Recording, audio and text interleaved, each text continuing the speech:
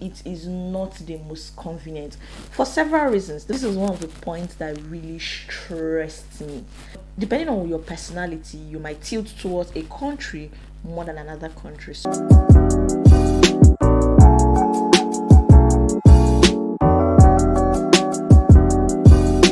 Hey guys, and welcome back to the channel. It's Chilo here. You know what I'm dancing? It feels like forever since I last sat down and just like talked with you guys. But I've been doing a lot of vlogs in US, and yeah, I'm back to Japan. You guys already saw in the last video. In case you're seeing me for the first time and you're wondering what's she talking about, my name is Chioma, aka Chilo. I'm a Nigerian and I'm currently living and studying here in Japan.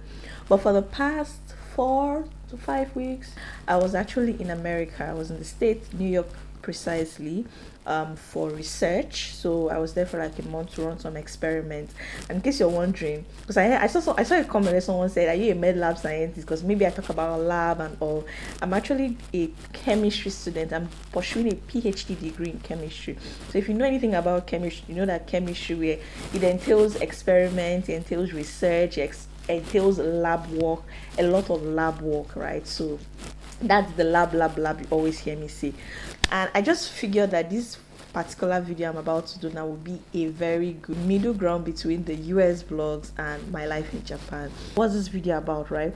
Now guys, this video is actually about the differences, like the things, the culture shock, the reverse culture shock. I know when people do videos like this, it's very quick for a lot of people to come in the comment section and say things like, oh, but you're expecting it to be the same, culture is different. In short, in one of my vlogs where I did the whole disappointment or something, boss and all, I had someone saying something in the line of, were you expecting it to be the same? See, trust me, if there is anything anybody that lives in Japan will tell you for free and for fact, is that Japan is so different in culture, in values. If you watch my videos, you know I say this a lot. Japan is different. I know, we know that one, we all know it.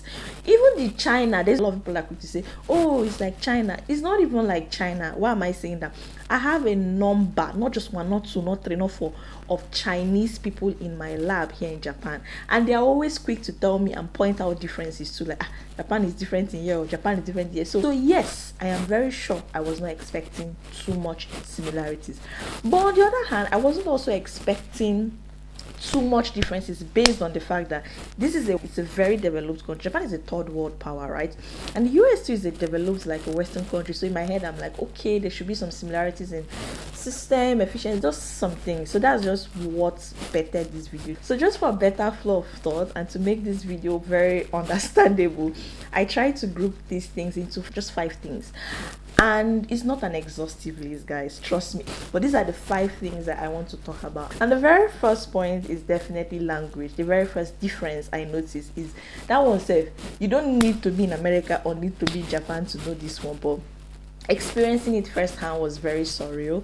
You all know that the official language in Japan is Japanese language, and definitely the official language in US is English. It's not like I've lived here for 4 years, I've lived in Japan for 4 years, and I've done a video where I said, okay, surviving in Japan without the language, so on and so forth, you know, that I'm thriving, you know, my courses are being taught in English, I'm doing an international program, and I've said those things, but it just felt, so it's not entirely so unbearable when you stay here for a while, but it just felt like a breath of fresh air not to have to explain yourself thoroughly. You're trying to be careful so that, you know, you're hoping that you're not, you know, someone is not understanding a different thing from what you're saying, which is very common with language barrier issues.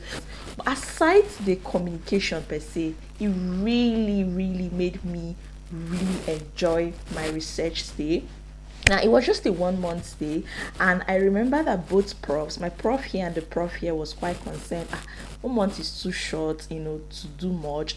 Guys, 1 month was like, the things I came back with, the knowledge I came back with, it's overwhelming that it's in just 1 month. And that's because there's no language barrier. It's quick for you to discuss your results, interact. You're not trying to overthink, oh, how do I explain what I'm trying to say? Like, even the group meetings, which is the weekly progress that every student have to present what you've done so far, or I gained so much from just because it's English, you just sit down, I just listen to the conversation. Language just made me really enjoy my research stay, and it made me maximize the 1 month. So this particular point, I mean, it favored America. This stray bullet, it will touch everybody. The second point, let's go. It's going to favor Japan now. Transportation. Hey God, this is one of the points that really stressed me. The transportation system in US is not entirely the most convenient, right? If you don't have a car in America, it's going to be so hard for you to navigate life. It is, oh my God, if you have to depend on public transport, the buses, the train, it is not the most convenient for several reasons. The first reason is they are not even everywhere. Like the places are not so interconnected. I don't blame them though, because US is so big in landmass. Japan is not so big in landmass. It's an island.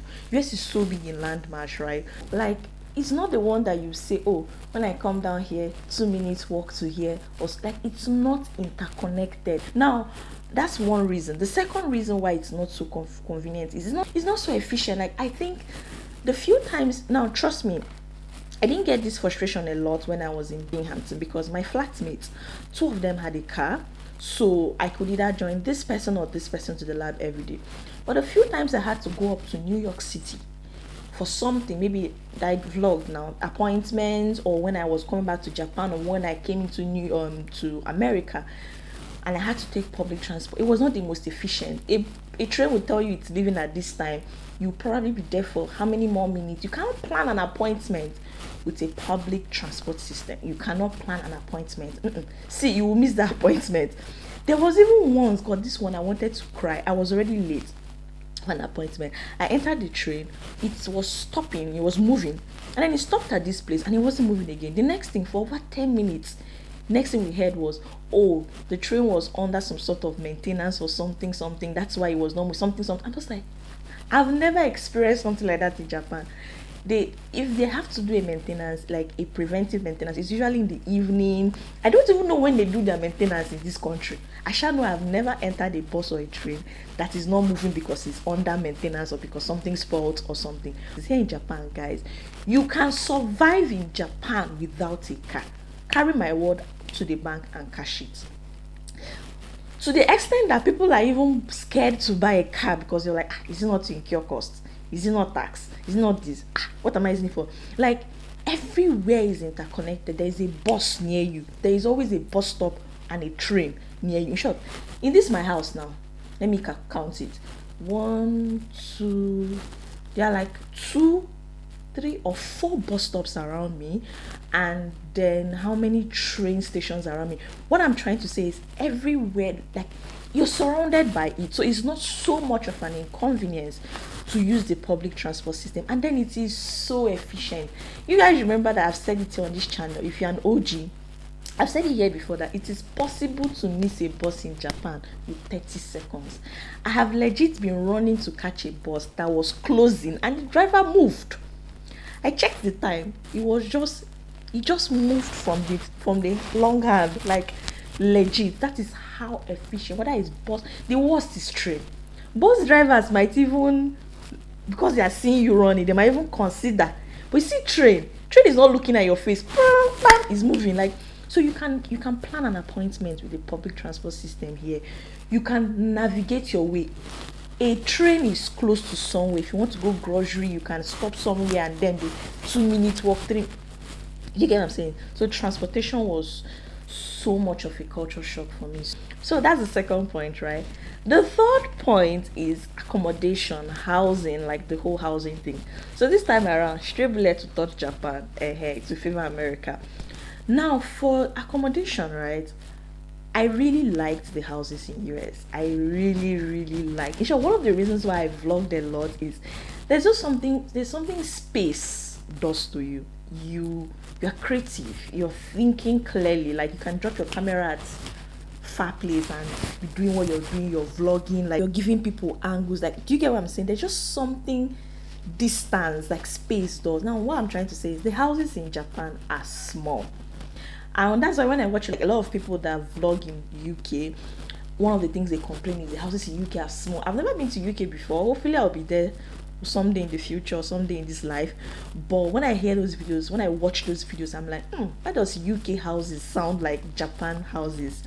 Now my husband is very typical example. And our bathroom, if he forgets himself and he's just carelessly walking, he can knock his head. That's how, like, I don't know, Japan is small, so their land, they don't have a lot of land, so it's quite understandable why they are trying to maximize their land, so they are building their houses. Like, it's small, but the houses generally in Japan are smaller. But in US the houses are big. Like, the space was just giving me creativity. But here you might keep your camera, trying to just forget there's a camera and do stuff, and the next thing you're trying to push it back a bit, push, like, do you understand? I think I've left like 2 houses now, or 3 houses, and I've done the tours. You guys can go and check those videos, right? Those ones were when I was single. This one is not as small, it's a duplex, it's not as small, but it's also not as big as what I was seeing in US. Like, the houses in US was just giving me creativity, even the compound, the vibe. So yeah, that's the third point, which is housing. Now the fourth point, this one definitely is going to favor Japan, and jokes apart, this was the most difficult. Food. Like, what do you people eat in America? Joke. No, this is honestly one of the most asked questions I asked my lab members in the States. What's your food? Like, if you come to Japan now, they can tell you, this is our food. Sushi is our food. Rice is our food. I didn't get it. Like, if you don't cook in America, I don't know. Like, I don't know how to explain it. I think the reason why this was very difficult for me, I don't blame anybody. I don't even blame myself so much again, is because I was there for a month. So I struggled with the thought of, do I really need to buy foodstuff? Do I really need to buy pots? It's just a month. It's just a month. It's just a month. I remember the week before my trip. Bless my mom. My mom is very sensitive. My mom knows that her daughter likes food. My mom calls me. I was here. My mom called me out. She was like, sorry, she knows it's a bit late, but something just crossed her mind. This US I'm going to, what will I even be eating? They mean I like food. I told her, what are you saying? I will be doing all that. Take out. US, Nigerian restaurant of Brekete. Fool me. Left, right, center. This and that. Don't even say that one. She was like, are you serious? Thank God though. That just crossed her mind. Now, the reason I had that ginger to say those things I said is because I had checked on the internet for Nigerian restaurants in New York. YouTube, everywhere. I saw a couple. But I think I was looking at America from the lens of Japan. I felt New York is New York. Like, New York is New York. It shouldn't be too far to place an order. My plan was every weekend. You know how I bulk cook here in Japan for the week? I was like, every weekend, I'll place an order. They will bring the food to the house and I will eat it for the week. So that means if I'm there for 4 weeks, I'll just place the order 4 times. If I'm there for 5 weeks, 5 times. So that was my plan. I went there and I realized that the restaurants I was seeing was actually in New York City. And New York City to Binghamton, where I was, is 3 hours. That was first shocker. I was like, okay, Choma, this one is out. The second option was, okay, to buy food stuff. Okay. And I said, okay, let me settle for restaurants or something. Like, I don't know. I think it's just more of high calorie dense food, more of junks. In short, very typical example. The first day I landed, the flight from Japan to US is 14 hours. It's very long. You can attest to it, hearing it. I reached, had a lot of stress with trying to transport myself, the whole transportation issue I talked about. And I finally got to the bus. The bus from New York City to Binghamton is 3 hours. Abi? Okay. I reached, that's about 17 hours or 18 hours on transit. I reached, and my flatmate, in all her kindness, she was a very kind person. She is a very kind person. She was like, oh, you must be hungry. And I'm like, yes, I am. I was actually very hungry. And she says, oh, let's order you pizza. I'm like, oh, sorry, is as food? Like, honestly, that was the first thing I get to my mouth. I was like, as food. She was like, yeah, yeah, yeah, it's really nice. So I ate pizza that night. It was pizza, like, guys, soda. The amount of soda, soft drink I drank in the States, I have never drank it in 1 year in Japan. I think it's a junk culture. Then when you try to get, the normal food, it's expensive, especially when you've cooked it. So when I started to buy, I showed a video where I cooked, right? And I started to buy foodstuff to cook with the pot of my flatmate and all. I found out that the foodstuffs are not necessarily expensive. So I was now wondering, why is the cooked food so expensive? Like, the cooked food, the delivery, the tipping system, like, makes everything kind of expensive. But here in Japan, leave that I cook. Oh. If I decide not to cook, like, there was the week of my master's pre-defense or final defense, I was so choked. I didn't cook. The week I went to Aomori for vacation, I didn't cook. So the week myself and my husband went to Tokyo for New Year, I vlogged. We didn't take, as in, do you understand? So if you decide not to cook in Japan, you would still have affordable, healthy options. That's the major difference. That you can walk into a convenience store, a 7-Eleven store, and get a very good, healthy, and affordable food. It was just a lot. The food system. If I get to go back to US, I think I'll be more prepared. I think I wasn't so prepared. I'll be more prepared with the mindset of I will cook. I think that's the major thing. I will just be more prepared with that mindset of I will cook. So I've dwelt so much on this point. The last point is the people. Guys, you guys, I always add this one in anything I'm doing. It's the people. I mean, this is not far-fetched from culture. That's the truth. And I didn't expect much. This particular point. Now, the reason I'm also doing this video is just in case you are going to US from Japan or from any of these Asian countries that are very... This video might help you to better plan, prepare what you should expect and what you should pack and not make the mistakes I made. And this particular point, guys, it depends on who you are. This straight bullet is not touching anybody or everybody. It's touching both countries. But depending on your personality, you might tilt towards a country more than another country. So Japanese people are very to themselves. They're very conserved. Americans are vocal, jovial. Now, the major difference is in America, you easily get a lot of "Hello, how are you? I like your hair." Yeah, you get a lot of that. In short, "Hello, how are you" is a greeting in America, not necessarily a question. It's a greeting. Now, in Japan here, people might not necessarily ask you "Hello, how are you" so frequently. But the times they do, they mean it. They want to know how you are. But in the States, someone is asking you "Hello, how are you?" and is moving forward. Like, "Hello, how are you?" They are not waiting for you to reply, whether you're fine or not. It's because they're not asking you because they want to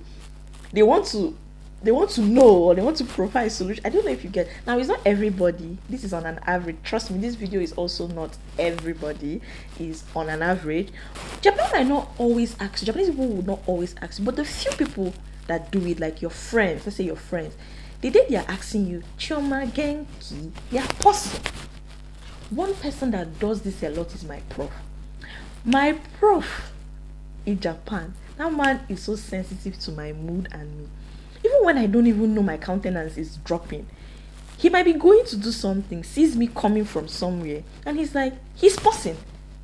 "Chioma genki." Genki is "how are you?" He wants an answer. And you go, "Genki des." That's "I'm fine." And he's like, "Are you sure?" Like, do you get what I'm saying? That's the difference. So it depends on the kind of person you are. If you're someone that generally just likes people, seemingly friendly, just greeting you want to talk. America, you would really like, the Americans, they are very good with that. I enjoyed it. I enjoyed the small talks in, grocery store and all. But if you're someone that likes deep conversations, people that are asking you and really want to know the answer to that question, then maybe Japan, but you won't get it as frequent. as in the States. But yeah, these are the 5 major differences that I wanted to just come in here and talk about. If you've been to both countries before, can you tell me in the comment section the major differences and culture shock, like the reverse culture shock you experienced? These are my own, but this is an unofficial welcome back to Japan vlogs, guys. And yeah, thank you guys so much for watching. I hope you enjoyed this video. See you next time on Chilotalks.